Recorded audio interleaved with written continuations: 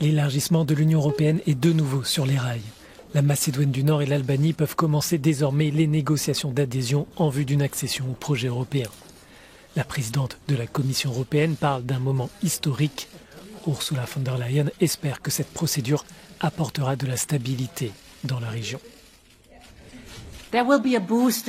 Il y aura une accélération des investissements. Les liens commerciaux seront améliorés.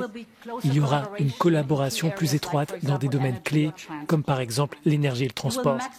Vous maximiserez l'usage et l'impact des fonds européens, et cela veut dire de nouveaux emplois, de nouvelles opportunités.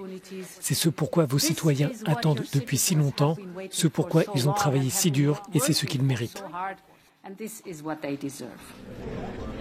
Pour la Macédoine du Nord, c'est un long chemin qui a débuté en 2005 avec l'obtention du statut de candidat. Selon un compromis conclu avec la Bulgarie, le pays doit maintenant changer sa constitution pour inclure les Bulgares dans les groupes ethniques avérés. Ce consensus permettra de reconnaître éventuellement le macédonien comme une langue officielle de l'Union. Mais un tel changement nécessite une majorité des 2/3 des députés macédoniens et l'issue de ce vote n'est pas garantie. Aujourd'hui, pour la première conférence intergouvernementale, tous les États membres ont salué notre premier pas vers l'adhésion à l'Union européenne.